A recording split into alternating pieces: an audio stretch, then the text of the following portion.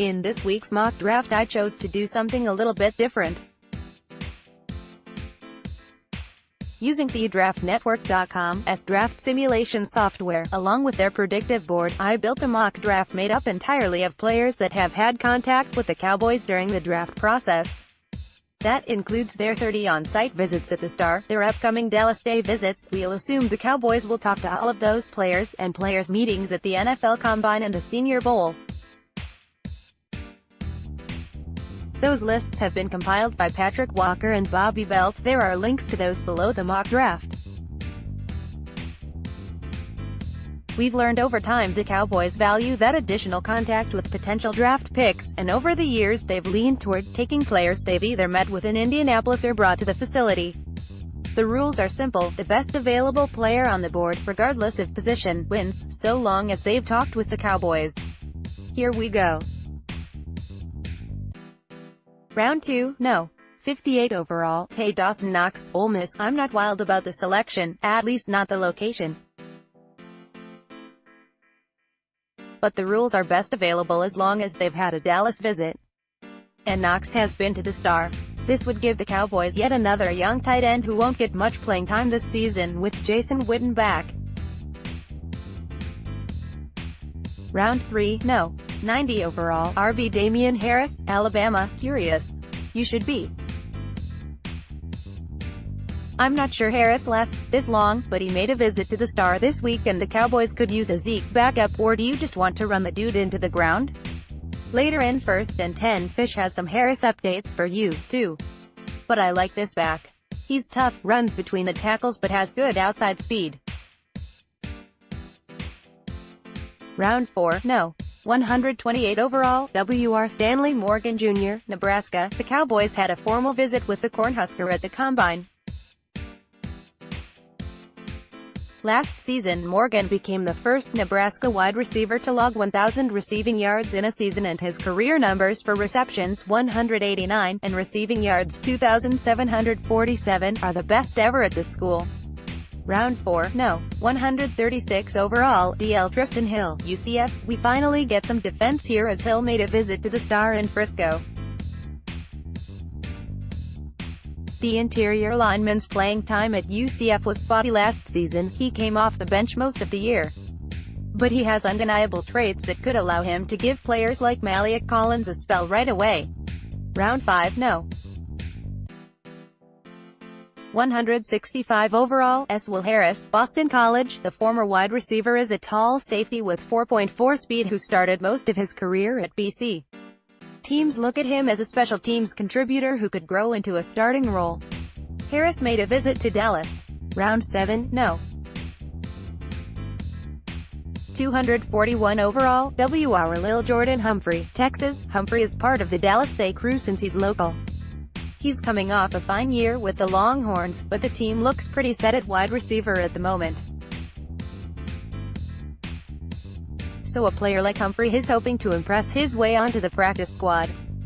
This became challenging after the first pick of the 4th round. You really have to dig around to find where the players that have talked with the Cowboys rank on the board and draft accordingly. But it's an interesting exercise. I'm curious to see just how many of these players the Cowboys have visited with actually end up in Dallas on draft weekend. Cowboys visits before NFL draft. Just about everyone following the Cowboys is reporting their different player visits leading up to the draft. Thanks to our buddy Bobby Belt and our 247 Sports Cowboys writer Patrick Walker, we have the most comprehensive list of player visits around. See below. This is, in part, what I based my mock draft on.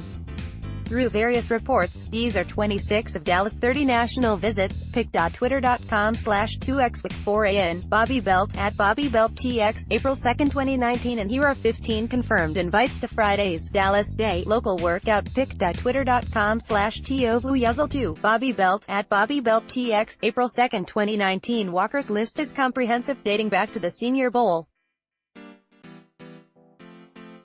The most comprehensive list of is here. Bookmark this. https://t.co/fury31jx4 and pic.twitter.com/4hmb3pxupu. Patrick No C. Walker, at Voice of the Star, March 28, 2019. Previous scouting Cowboys pieces. Here are my previous scouting pieces on Texas defensive lineman Charles Omenihu.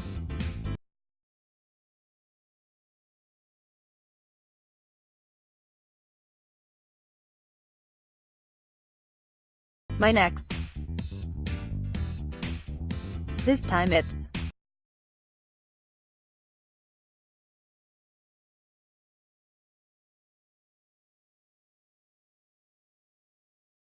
I explain in my most recent first and 10 piece at 247 Sports at Fish Sports at Alan Bell 247. To me, he's one of the best OLs in the CS at Fish Sports. Let's get to it. Add to our numbers on https://t.co/8b5ugmehgxn. Mike Fisher. At Fish Sports, April 5, 2019. Edwarder helped us follow the money.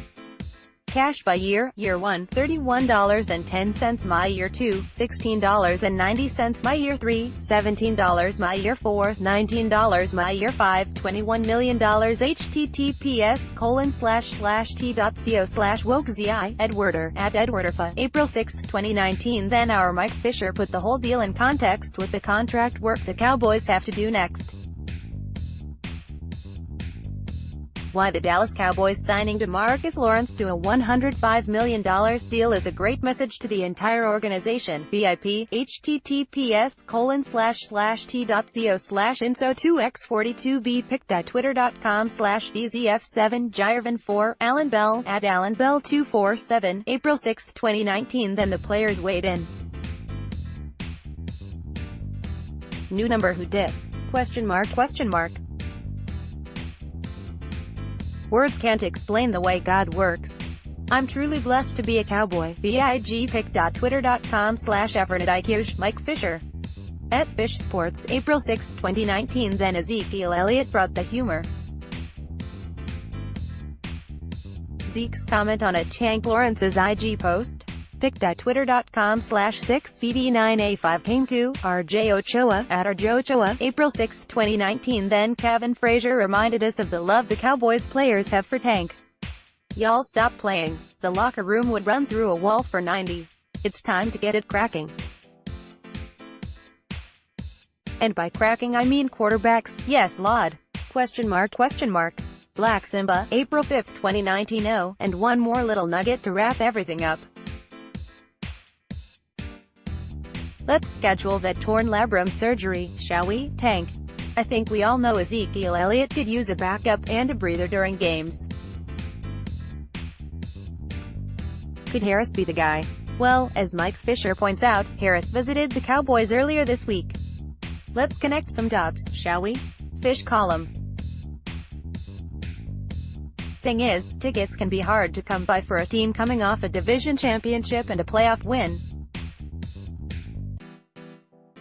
It gets even harder when the owner decides it's time to increase ticket prices. But it's not quite what you think. Well, I guess it is. If you're interested in preseason football, you could be in for quite the deal. https://t.co/bzj1 Jeep thinks Bobby Belt. At Bobby Belt TX. April 3, 2019. Get ready for organized team activities. Need to keep track of when all NFL teams begin their organized team activities, or OTAs? Here you go. Cowboys start April 15th. A look at the start date of the off-season program for all 32 at NFL teams. https://t.co/afterdoyxsuits pic.twitter.com/jg8sco80nj. Michael Senora. At NFL Football Info. April 1, 2019. Best Coast Boys podcast. In the latest episode of the Best Coast Boys podcast, hosts Landon McCool and John Oning dive into the latest Dallas Cowboys news, including the deep, dark fact that winter is coming. Inside, we welcome keen-eyed Cowboys and NFL watcher Marcus Mosher to the podcast to help us to compare NFL draft prospects to characters from one of our favorite TV shows, Game of Thrones. Why? Because it's the off-season, that's why. At Best Coast Boys Podcast, at Game of Thrones Edition. At docpic.twitter.com/K7M1Wimish6, Emily Jones, at Emily Jones McCoy, April 3, 2019. The last word getting a lot of how is Dallas going to fit everyone tweets right now. Prior to this contract, Dallas was estimated to be over $100 million in cap room next year. Let's say this cuts it to $80 million. That's still a ton of cap space for some big deals.